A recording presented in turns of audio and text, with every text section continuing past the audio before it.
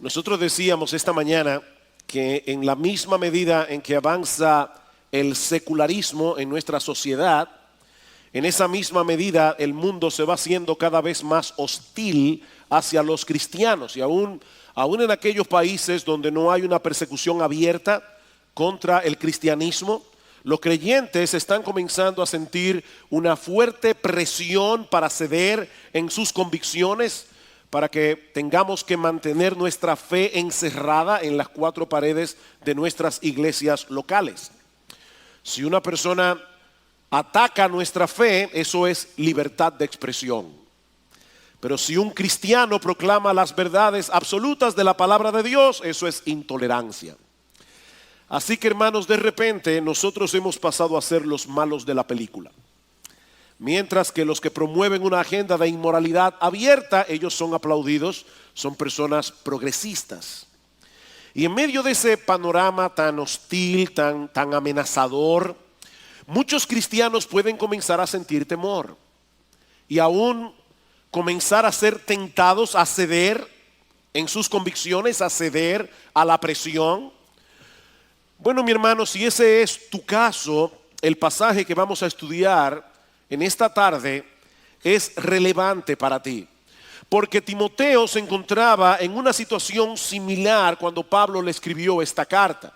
Nosotros sabemos por el resto de las escrituras que Timoteo era un hombre joven, Timoteo era tímido de temperamento, por lo que Pablo le escribe esta epístola con el propósito de motivarlo a seguir adelante a pesar de las dificultades que él estaba enfrentando en el desempeño de su ministerio. Y aunque no tenemos el tiempo para leer ahora lo que Pablo le dice en el capítulo 1, nosotros vemos allí cómo Pablo les recuerda en el versículo 6 que Dios no nos ha dado espíritu de cobardía, sino de poder, de amor y de dominio propio. En el versículo 8 le dice a Timoteo: no te avergüences de dar testimonio de nuestro Señor, ni de mí preso suyo, sino participa de las aflicciones por el evangelio según el poder de Dios. En el versículo 13 le dice a Timoteo: retén la forma de las sanas palabras que de mí oíste en la fe y amor que es en Cristo Jesús. Guarda el buen depósito, mantén tus convicciones. Y luego, cuando comienza el capítulo 2, Pablo le recuerda a Timoteo que nosotros somos como soldados de Jesucristo, que nosotros somos como agricultores que estamos sembrando la semilla de la palabra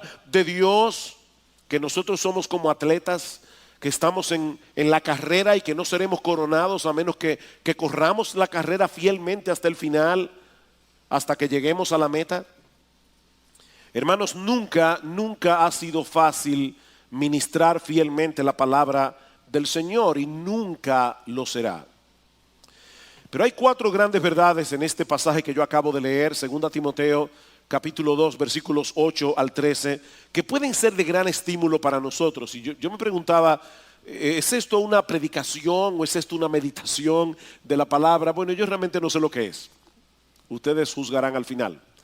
Pero lo que yo quiero compartir con ustedes en la manera más sencilla posible son algunas verdades que hay en este pasaje y que pueden ser de gran estímulo, de ánimo para nosotros, que podamos seguir haciendo lo que el Señor nos ha llamado a hacer, cada uno, ¿verdad? Según el don que ha recibido, cada uno según el llamado que ha recibido. Algunos servirán a Cristo de una manera, otros servirán a Cristo de otra, pero todos somos servidores de Cristo, todos somos siervos suyos.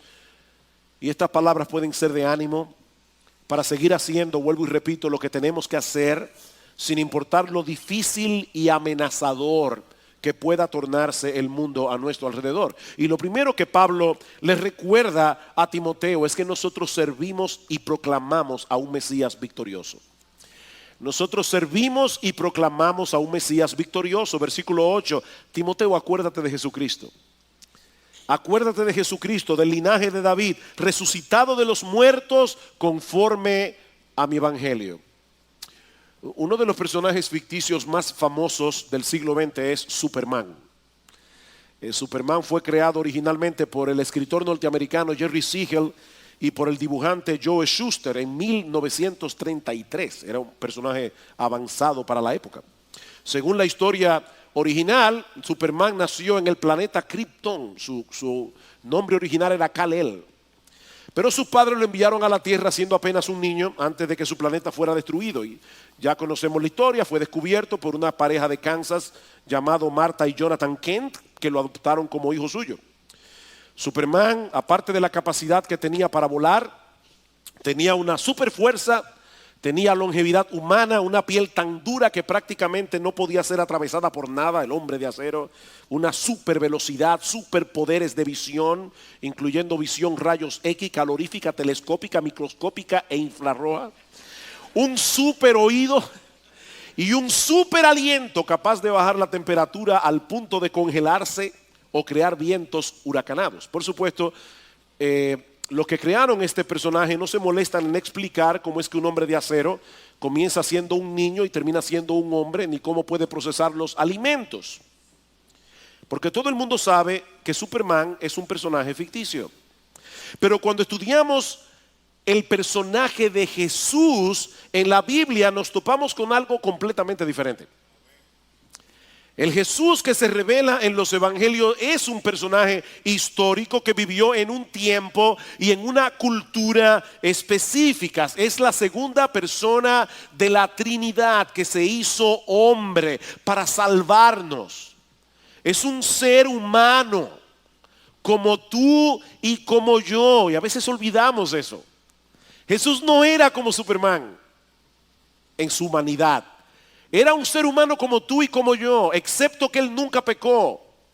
Jesús tenía como hombre las mismas limitaciones que nosotros tenemos. Él no podía volar, él no tenía un super oído ni un super aliento, ni tampoco una piel impenetrable como quedó claramente evidenciado en la cruz del Calvario.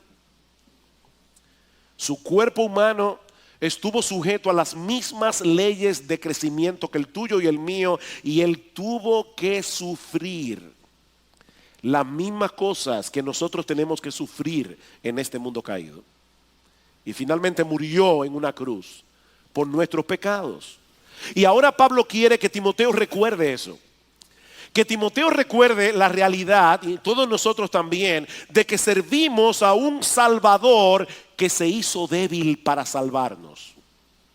Nosotros servimos a un Salvador que se dejó derrotar para vencer al enemigo de nuestras almas.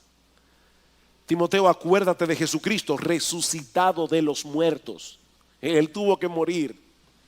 Él tuvo que dejarse vencer para luego levantarse de la tumba al tercer día. Y ese acto de resurrección de nuestro Señor no solamente fue una victoria aplastante sobre los poderes del mal, eso fue una declaración pública de que Él era realmente Dios encarnado. Pablo dice en Romanos capítulo 1 versículo 4 que Jesús fue declarado con poder Hijo de Dios según el Espíritu de santidad por la resurrección de los muertos.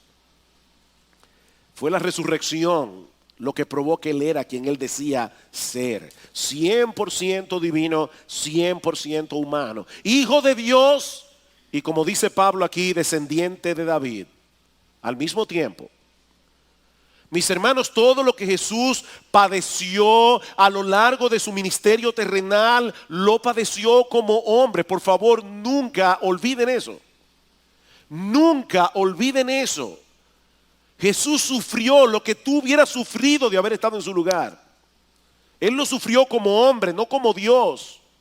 Y precisamente por eso Él puede identificarse con nuestros sufrimientos. Él puede identificarse con nuestras tentaciones. Eso es lo que dice el autor de la carta a los Hebreos. En Hebreos capítulo 4, versículo 15, nosotros tenemos un sumo sacerdote en los cielos que nos entiende, que puede compadecerse de nosotros porque Él experimentó la vida humana desde adentro, excepto que Él nunca pecó. Recuerda, Timoteo, que el Señor Jesucristo comprende tus dificultades, el Señor comprende tus luchas, pero recuerda también que Él es un rey victorioso que obtiene su victoria en debilidad, muriendo en una cruz. Nosotros nos vemos a veces tan débiles, ¿verdad?, frente al mundo. Ellos parecen tan fuertes. Ellos tienen los medios de comunicación a su alcance. Ellos tienen el poder político. Nosotros tenemos el Evangelio. Nosotros seguimos a un Salvador que venció perdiendo. Nosotros seguimos a un Salvador que vence en debilidad. Y vamos a hacer la obra de ese Salvador. Vamos a poder proclamar el evangelio de ese Salvador exactamente en las mismas circunstancias. Pocos pasajes de las Escrituras presentan esta verdad en una forma tan memorable como el capítulo 5 del libro de Apocalipsis. Yo le pido por favor que vayan conmigo a Apocalipsis capítulo 5. Ese es uno de mis pasajes favoritos en las Escrituras. Ustedes recuerdan cómo el apóstol Juan está llorando porque no se encuentra nadie que pueda abrir el libro, y ese libro no es más que el desarrollo de los decretos de Dios en la historia, y Juan está pensando cómo vamos a poder vencer si no hay quien abra, quite los sellos de ese libro para que los decretos de Dios en la historia se puedan desarrollar y finalmente los hijos de Dios lleguen a la victoria final. Y alguien le dice a Juan: no llores, porque él estaba llorando mucho, dice en el versículo 4. No llores, he aquí que el león de la tribu de Judá, la raíz de David, ha vencido para abrir el libro y desatar sus 7 sellos. Y Juan mira para buscar a ese león de la tribu de Judá, pero dice que vio en medio del trono y de los 4 seres vivientes y en medio de los ancianos de pie un cordero como inmolado. Qué increíble, hermanos. El león de la tribu de Judá ha vencido, pero ha vencido como un cordero inmolado. Él ha vencido dejándose ganar. Él ha vencido siendo derrotado, aparentemente derrotado. Él ha vencido en debilidad. Y nosotros, mis hermanos, venceremos en debilidad. Nadie podrá parar la obra de Dios por más poder político, militar, por más medios de comunicación que tenga a su alcance. Una de las cosas que nosotros vemos en este pasaje es que Juan no solamente vio a un cordero como inmolado, él vio también a una multitud que nadie podía contar, y cantaban, versículo 9, un nuevo cántico diciendo: digno eres de tomar el libro y de abrir sus sellos, porque tú fuiste inmolado y con tu sangre, la sangre derramada en la cruz, nos has redimido para Dios de todo linaje y lengua y pueblo y nación.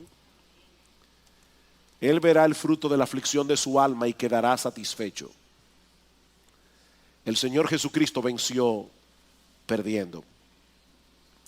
Recuerda, Timoteo, que ese Jesucristo por el cual estás sufriendo se levantó de la tumba al tercer día para no ver muerte nunca más. Él está vivo, Él está reinando como el Mesías prometido de la descendencia de David. Y algún día nosotros también reinaremos con Él en un reino que nunca tendrá fin. Dice en el versículo 10: y nos has hecho para nuestro Dios reyes y sacerdotes, y reinaremos sobre la tierra. Reinaremos sobre la tierra, compartiremos su reino. Por eso alguien decía muy sabiamente: cuando tu tanque esté vacío y le falte combustible, recuerda la tumba vacía y el trono ocupado. Cuando tu tanque esté vacío, recuerda la tumba vacía y el trono ocupado. Queridos hermanos, vale la pena servirle a un Mesías que murió y resucitó. Vale la pena. Un Mesías con el cual reinaremos por los siglos de los siglos, aunque las circunstancias a nuestro alrededor se tornen difíciles y amenazantes. El mundo aborrece el evangelio que nosotros predicamos. Y seguramente vamos a tener que sufrir en un grado o en otro el hecho de proclamar ese mensaje, el hecho de vivir a la altura y siendo consecuentes con ese mensaje. Pero mis hermanos, nadie podrá detener la obra de Dios. Nadie podrá detener el avance del evangelio por más hostilidad que manifiesten en contra de los cristianos. Y eso nos lleva a nuestro segundo encabezado en 2 Timoteo capítulo 2. La segunda gran verdad que Pablo menciona aquí, versículo 9, en el cual sufro penalidades hasta prisiones a modo de malhechor, mas la palabra de Dios no está presa. La palabra de Dios no está presa. Es obvio que Pablo no quiere dorarle la píldora a Timoteo. Él había tenido que pagar un precio muy alto por causa del evangelio, y lo que está implicando aquí es que Timoteo no tenía ninguna razón para esperar otra cosa si él predicaba el mismo mensaje que Pablo predicaba. Por causa del evangelio estoy sufriendo penalidades, estoy encadenado, no como dice la Biblia no como dice la Reina Valera, que dice padeciendo prisiones. No, estoy encadenado, acusado como un criminal de la peor clase. Hace unos meses atrás tuve la oportunidad, el privilegio de visitar la cárcel donde Pablo estuvo preso, la cárcel Mamertina en Roma. Y es algo impresionante estar allí adentro. Ahí estaba Pablo, preso, en un lugar claustrofóbico, acusado de ser un malhechor. Y este es un término que se usaba en aquellos días para referirse a criminales muy violentos. Es la misma palabra que se usa en los evangelios para referirse a esos dos malhechores que fueron crucificados al lado del Señor Jesucristo. Así era como el mundo veía a Pablo, como el malo de la película. Pero en vez de compadecerse de sí mismo, Pablo se gozaba en el hecho de que Dios siguiera llevando a cabo su obra en el mundo a través de la palabra, sin importar lo que ocurriese con sus mensajeros. En otras palabras, lo que Pablo le está diciendo a Timoteo aquí es que ellos pueden encadenarnos a nosotros, pero no pueden encadenar la palabra. Ellos no pueden aprisionar la palabra, y esa es la segunda nota de aliento que Pablo incluye en este pasaje. El mundo puede perseguir a los cristianos, pero el mundo no puede detener el avance de la palabra de Dios. No puede. Timoteo, si alguna vez te toca sufrir lo mismo que a mí y eres encarcelado, como de hecho seguramente ocurrió, porque más adelante en la carta a los Hebreos dice que Timoteo había sido liberado de la prisión. Y Pablo le está diciendo: Timoteo, si alguna vez te toca ser encarcelado, no te tortures preguntándote ¿y qué sucederá ahora con el avance del evangelio? Timoteo, no hay ser humano en el mundo que tenga suficiente poder y que tenga suficiente autoridad como para poder encadenar la palabra de Dios. Eso es imposible. Cuando Pablo sufrió su primer encarcelamiento en Roma, Dios usó eso para impulsar el avance del evangelio. Dios es tan sabio, ¿verdad? Y a veces obra de manera tan extraña, porque uno diría: óyeme, si Pablo estuviera libre y de hecho tenía un aguijón en su carne, si Pablo fuera un hombre saludable y estuviera en libertad, probablemente pudiera hacer más cosas de las que está haciendo ahora. Pero es que la lógica de Dios y la nuestra no siempre coinciden. De hecho, casi nunca coinciden la lógica nuestra y la de Dios. Todos los inconversos que estaban al lado de Pablo no solo tuvieron que escuchar el mensaje de salvación, sino que pudieron darse cuenta de que el único crimen que Pablo había cometido era identificarse con Jesucristo. Y por eso, escribiendo la carta a los Filipenses, Pablo le dice: yo quiero que sepáis, hermanos, que las cosas que me han sucedido han redundado más bien para el progreso del evangelio. De tal manera que mis prisiones se han hecho patentes en Cristo en todo el pretorio y a todos los demás. En otras palabras, se ha hecho evidente para todos ellos que la única razón por la que estoy padeciendo esto es por causa de mi relación con Cristo. Ahora, ¿cómo Pablo hubiera podido tener la oportunidad de predicarle a esta gente de no haber sido preso? Dios se vale de todos los medios para alcanzar a los escogidos. Y vuelvo y repito, hermanos, Dios tiene formas tan extrañas de obrar. Pablo le había pedido al Señor: yo quiero ir a Roma, yo quiero ir a Roma. Y ya ustedes conocen el resto de la historia. El Señor responde más abundantemente de lo que pedimos o entendemos. Lo llevó 2 veces a Roma, preso. Ahora, si lo vemos de otra perspectiva, Dios mandó a Pablo a Roma gratis, en un barco del gobierno, y rodeado de soldados que lo protegían. Así que Dios respondió su oración más abundante. No era como él pensaba, pero Dios llevó a cabo su plan. Y por otra parte, el hecho de que Pablo estuviera preso provocó en los hermanos más valentía para predicar la palabra. Dice por otra parte, la mayoría de los hermanos, cobrando ánimo en el Señor, se atreven mucho más a hablar la palabra sin temor. El encarcelamiento de Pablo estaba animando a otros cristianos a predicar el evangelio sin importarle las consecuencias. Y no solo eso, hermanos, déjenme hacerles una pregunta. ¿De dónde escribió Pablo 2 Timoteo? Desde la cárcel en Roma. El hecho de haber estado encarcelado en 2 ocasiones le dio a Pablo el tiempo suficiente para escribir 5 de las cartas que nosotros tenemos en el Nuevo Testamento: Colosenses, Filipenses, Efesios, Filemón y 2 Timoteo. 5 cartas. Así que la palabra de Dios no está presa, aunque el mensajero lo esté. Mis hermanos, el Señor Jesucristo es Rey de Reyes, Él es Señor de Señores, y Él se encargará de que su evangelio sea proclamado en todo el mundo, porque Él lo prometió.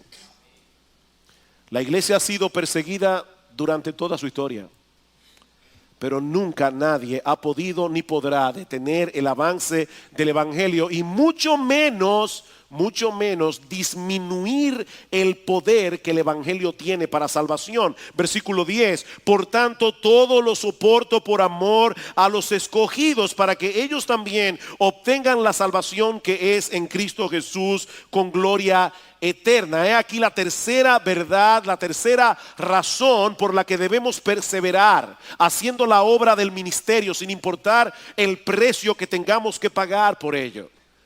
Porque nuestro Dios ha decidido salvar a los escogidos por medio de la predicación del evangelio. Pablo creía en la doctrina de la elección divina. Él creía que Dios soberanamente, desde antes de la fundación del mundo, ha escogido a un grupo de personas, por una razón que no sabemos, para salvación. Escribiendo su carta a los Efesios, Pablo les dice que nosotros fuimos escogidos por Dios en Cristo desde antes de la fundación del mundo.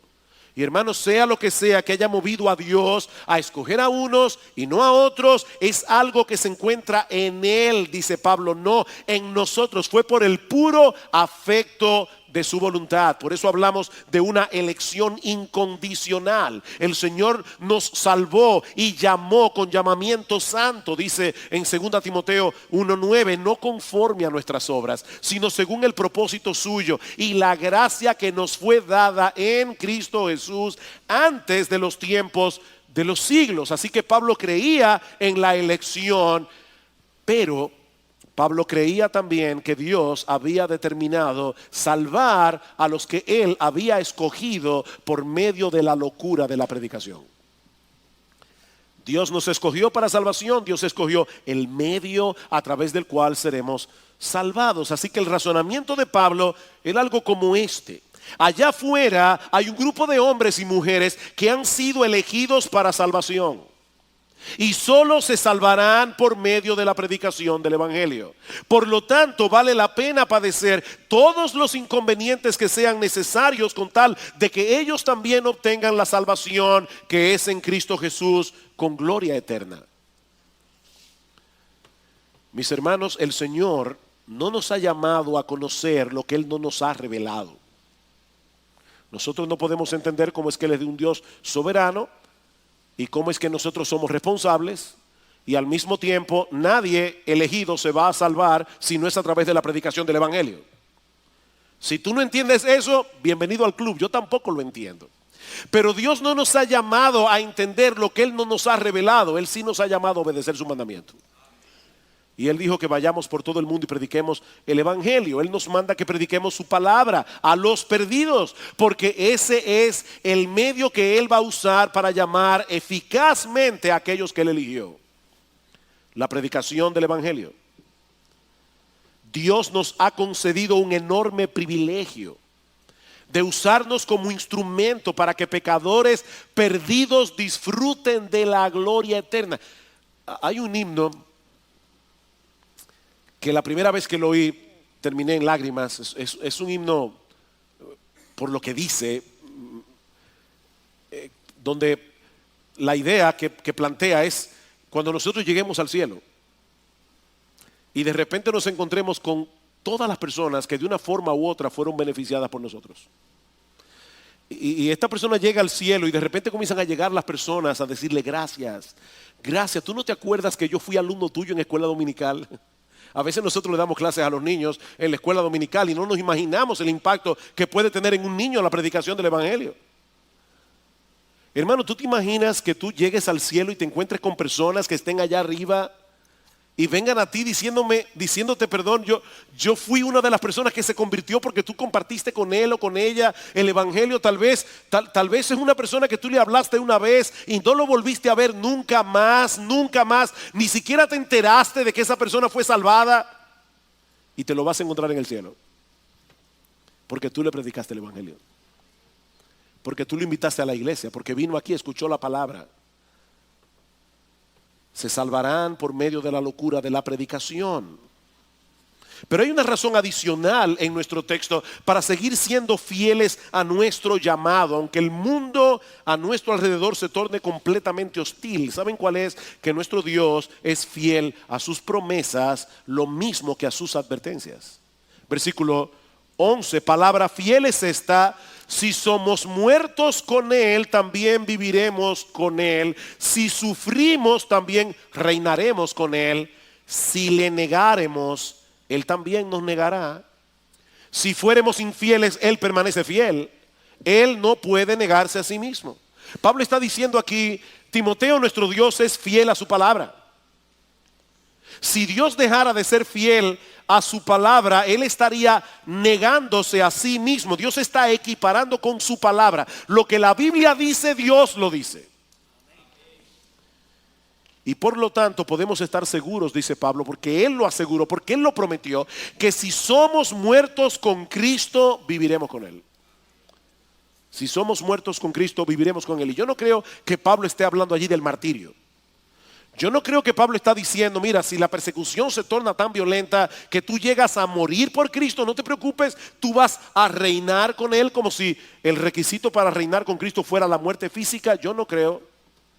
Yo creo que Pablo está usando esa expresión aquí en el mismo sentido en que la usa en 1 Corintios capítulo 15, versículo 31, cuando Pablo dice que él muere cada día por causa del Señor. Y en 2 Corintios 4:10 dice que Él lleva en su cuerpo siempre, por todas partes, la muerte de Jesús, para que también la vida de Jesús se manifieste en nuestros cuerpos. ¿De qué está hablando Pablo aquí? Mis hermanos, el llamado del Señor Jesucristo a los suyos es un llamado a la muerte. Nunca olvides eso. Cuando Cristo te llamó a salvación, Él te llamó a morir. Él te llamó a la muerte del yo, Él te llamó a la muerte de tu propia seguridad, Él te llamó a la muerte de tu comodidad, porque es un llamado a seguirlo a Él. Todo el que realmente va camino al cielo debe transitar por el mismo camino que Cristo transitó. Y en el camino que el Señor Jesucristo trazó, primero está la cruz y después está la gloria. No trates de buscar un atajo, porque no lo hay. Primero la cruz y luego la gloria. Como dice John Stott, para poder participar de su reino en el más allá, debemos participar aquí de sus sufrimientos, soportándolos pacientemente. Qué bueno es saber que si morimos con Cristo vamos a reinar con Él. Si sufrimos con Cristo, vamos a vivir con Él. Pero Dios no solamente es fiel a sus promesas. Pablo le dice a Timoteo: Dios también es fiel a sus advertencias. Y dice aquí claramente, versículo 12 en la mitad: si le negáremos, Él también nos negará. Si fuéramos infieles, yo creo que ese es uno de los textos más mal interpretados en las iglesias evangélicas. Yo no sé a cuántos creyentes yo he oído diciendo, o a cuántas personas que profesan ser cristianas he oído diciendo con respiro: si fuéramos infieles, no importa. Él permanece fiel. Sí, Él permanece fiel a su advertencia de que si le negamos, Él también nos negará. Esa es la idea del texto. Si le negáremos, Él también nos negará. Si fuéramos infieles, Él va a permanecer fiel a su advertencia. Eso es lo que Pablo está diciendo aquí. Si el Señor dejara de cumplir cualquiera de sus promesas, Él estaría dejando de ser un Dios fiel. Pero lo mismo sucedería si nuestro Dios dejara de cumplir sus advertencias. Él es un Dios fiel. Y el Señor Jesucristo fue sumamente claro. A cualquiera que me confiese delante de los hombres, yo también le confesaré delante de mi Padre que está en los cielos. Y a cualquiera que me niegue delante de los hombres, yo también le negaré delante de mi Padre que está en los cielos. Por eso decíamos esta mañana, cuando la sociedad se polariza, ahí es que se ve realmente quiénes son los cristianos. Este no es el momento para entrar a hablar de la doctrina de la perseverancia final de los santos. Pero déjenme decirles algo, mis hermanos, hay una cosa bien clara en las Escrituras. La única forma de saber que nuestro Dios le ha dado a alguien el don de la fe es porque esa persona crea. La única manera en que nosotros podemos saber que Dios le ha dado a alguien el don del arrepentimiento es si esa persona se arrepiente. Bueno, la única manera en que nosotros podemos saber que Dios está preservando a alguien es porque está perseverando. Es la única manera. Si se aparta de manera definitiva de la fe que profesa, cuando las cosas se tornen difíciles, cuando el mundo se torne hostil, cuando comiencen a perseguir a los cristianos, cuando quieran forzarnos a negar las cosas en las que nosotros decimos haber creído, entonces eso será una señal inequívoca de que esa persona nunca fue creyente. Eso es lo que dice el Señor en Mateo capítulo 7, versículo 21. No todo el que me dice Señor, Señor entrará en el reino de los cielos, sino aquel que hace la voluntad de mi Padre que está en los cielos. Y Cristo dice, muchos me dirán en aquel día, Señor, Señor, y en tu nombre no echamos fuera demonios, y en tu nombre hicimos muchos milagros, y en tu nombre profetizamos, y entonces les declararé, nunca os conocí, apartaos de mí, hacedores de maldad. No son personas que perdieron la salvación, son personas que decían ser cristianos, pero nunca lo fueron. Salieron de nosotros, primera de Juan 2:19, salieron.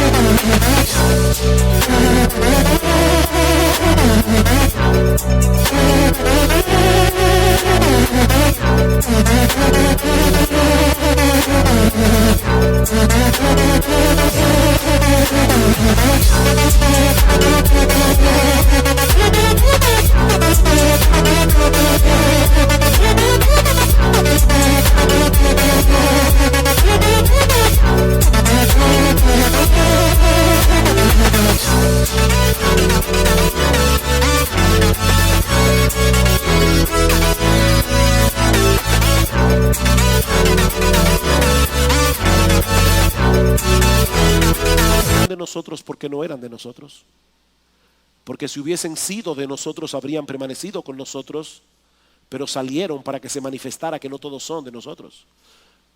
Es por eso que decíamos esta mañana que las persecuciones purifican la iglesia. Las persecuciones purifican la iglesia. Cuando comienza la tempestad, los que no son los que dicen ser comienzan a abandonar el barco. Si le negáremos, Él también nos negará. Si fuéramos infieles, Él va a permanecer fiel a su promesa y Él nos negará. En conclusión, mis hermanos, yo les dije, esto no es una prédica, yo no sé ni qué tiempo llevo, era algo breve. El Señor nos advirtió hace 2000 años que en el mundo tendríamos aflicción. Y no podemos esperar otra cosa porque seguimos a un Salvador que murió en una cruz por nuestros pecados.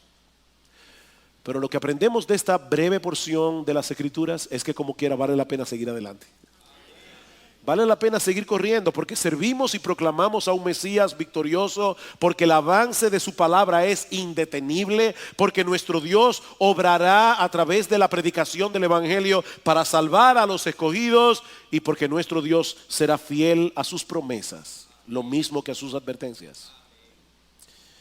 El presidente norteamericano Woodrow Wilson dijo una vez: prefiero fracasar en una causa que un día triunfará que triunfar en una causa que un día fracasará. Yo no sé cuántos de ustedes recordarán una ilustración que hizo Salvador Gómez hace muchos meses atrás de un muchacho que quería dejar la escuela. No le estaba yendo bien y el papá lo llamó y le dijo: hijo mío, solamente los que perseveran hasta el fin son los que logran sus metas. Miren el caso de Abraham Lincoln, tú lo recuerdas en el día de hoy porque él perseveró. Mira a Douglas MacArthur, el famoso general norteamericano, tú lo recuerdas en el día de hoy porque él perseveró. Mira a J. Alva Edison, tú lo recuerdas en el día de hoy porque él perseveró. Mira a Elmo McClinge y el viejo Elmo McClinge. ¿Y quién es Elmo McClinge? Dice, tú ves, no lo recuerdas porque él no perseveró. Él no perseveró. Queridos hermanos, no existe posibilidad alguna de que los enemigos del Señor ganen esta guerra. No es posible. Ellos no van a ganar esta guerra. Eso es imposible. Nosotros somos más que vencedores por medio de aquel que nos amó.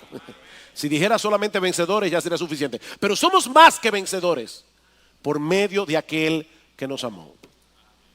Y mi deseo en esta tarde es que el Señor reanime nuestras almas, a pesar de todo lo que vimos esta mañana, a pesar de todo lo que estamos leyendo en los periódicos, a pesar de las dificultades que podamos tener por delante, que nosotros podamos seguir haciendo la obra del ministerio, a pesar de los obstáculos que tengamos que enfrentar en los días venideros, para la gloria del santo nombre de nuestro Señor, para la salvación de miles de pecadores y para la edificación de su iglesia.